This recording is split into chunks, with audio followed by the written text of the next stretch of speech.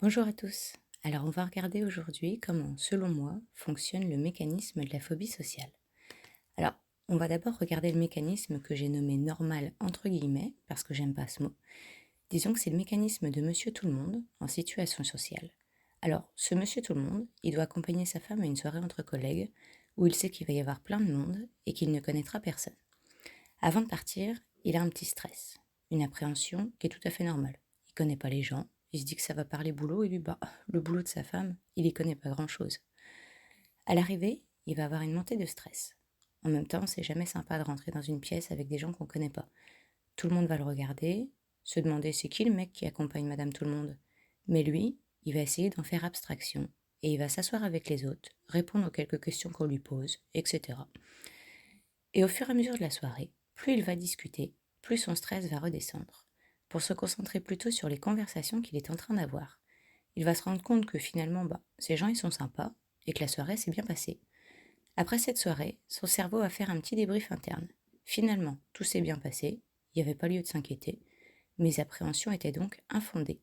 Résultat, la prochaine fois qu'il devra y aller, il n'aura plus d'appréhension avant de partir, et il y retournera avec plaisir. Et si ça se passe mal? Il n'y a personne qui lui parle, on lui propose même pas un verre, et les collègues de sa femme passent leur soirée à critiquer Robert de la Conta, qui a osé mettre une cravate à pois la semaine dernière. Bref, une soirée bien pourrie pour Monsieur Tout-le-Monde. Pendant son petit débrief, le cerveau il va se dire que c'était une mauvaise expérience, effectivement, mais que c'est pas la faute de Monsieur Tout-le-Monde, non, c'est la faute de ces gens qui n'étaient ni accueillants ni sympathiques. Résultat, il n'y retournera pas, certes, mais pas par peur, simplement parce qu'il estime que côtoyer ces personnes ça représente aucun intérêt pour lui. Il ne développera pas une appréhension plus forte à l'idée de passer une soirée avec d'autres personnes qu'il ne connaît pas, parce que son cerveau a bien compris que ce n'était pas lui le problème dans cette situation, mais le comportement des autres. Dans le cadre de la phobie sociale, le mécanisme est bien différent. On va suivre cette fois-ci quelqu'un qu'on appellera Martin, qui est dans la même situation que Monsieur Tout-le-Monde. Martin, lui, il est marié avec Mireille, et il est phobique social, mais il ne le sait pas encore. Tout ce qu'il sait, c'est qu'il aime pas aller à des soirées où il y a plein de monde et où il connaît personne. Alors avant de partir, Martin, il va souffrir de ce qu'on appelle l'anxiété d'anticipation, qui est basée sur des croyances qu'il a dans son fort intérieur, mais qui sont infondées. Il est persuadé que ça va mal se passer, qu'il va dénoter parmi tous ces gens qui sont certainement plus intelligents que lui, qu'il va donc passer pour un imbécile, être jugé par ces gens qui vont se dire que la pauvre Mireille, elle n'a pas opposé une lumière.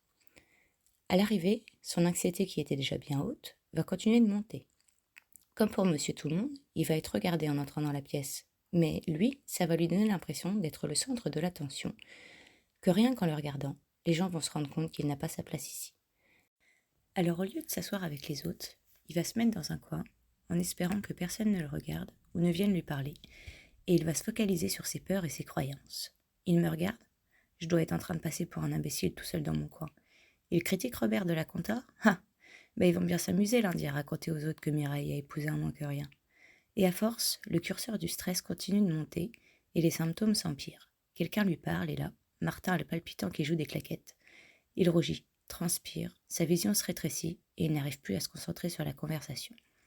À l'intérieur de sa tête, pendant que son interlocuteur lui parle de ses vacances à La Rochelle, Martin n'entend plus que je tremble, je perds mes moyens, je vais m'évanouir devant tout le monde, etc. Du coup, le cerveau se dit que ses croyances, elles étaient bien fondées. Il avait peur de paniquer, il a bel et bien paniqué. Et puisqu'il a interprété toute la soirée de son point de vue, il peut cocher toutes les cases. Il est passé pour un imbécile, il a été jugé, il s'est tapé la honte. Après coup, il va ruminer cette soirée dans sa tête, ce qui s'est mal passé, ce qu'il aurait pu faire autrement, à quel point il a foutu la honte à sa femme devant tous ses collègues, qu'il est vraiment pas capable de se comporter correctement en société. Cette expérience va provoquer chez Martin une plus grande anxiété d'anticipation pour la prochaine fois, augmenter ses pensées dépréciatrices et baisser sa confiance en lui jusqu'à ce que son cerveau décide que c'est trop dur à supporter et sorte du cercle d'une façon très simple. Ça le stresse et à chaque fois de toute façon ça se passe mal. Il n'est pas capable d'affronter ces situations. Il ne le fait plus, comme ça, il n'aura plus peur. Alors, il peut suffire d'une seule situation que le cerveau a interprétée comme gênante, honteuse, d'un traumatisme, le harcèlement scolaire, une humiliation, ou d'une peur bien ancrée, pour que le cercle se soit mis en route, et que l'on ait commencé à éviter ces situations, puis petit à petit, les situations qui lui sont associées. Cette petite présentation, avait pour but de vous aider à comprendre, si vous ne la connaissiez pas déjà, ce mécanisme qui, une fois en route, est très difficile à stopper pour pouvoir commencer à se battre contre lui en ayant toutes les armes nécessaires. J'espère que ce tout nouveau format de vidéo vous a plu. Ne vous inquiétez pas pour ceux qui préfèrent mes récits habituels sans images, je vais continuer à en faire bien évidemment. Ce genre de présentation sera réservé uniquement aux vidéos qui détaillent mon plan d'attaque personnel pour que ceux qui sont intéressés puissent essayer de le suivre et voir si ça marche pour eux. Alors attention, je ne suis ni médecin, ni thérapeute, ni coach en quoi que ce soit. Ces vidéos ne vous montreront que le travail que j'ai effectué sur moi-même et elles ne remplacent en aucun cas un suivi psy ou médical. Merci de m'avoir écouté et prenez bien soin de vous.